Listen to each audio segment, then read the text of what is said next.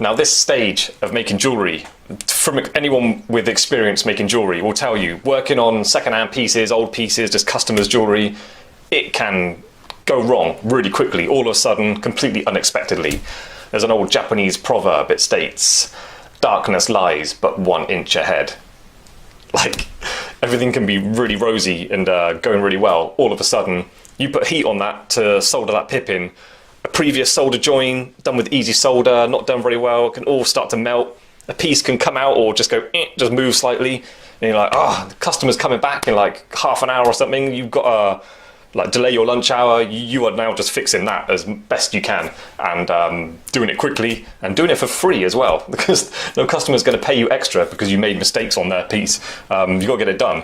So yeah, be careful working on other people's jewellery. Just bear in mind, previous repairs can be a problem for you.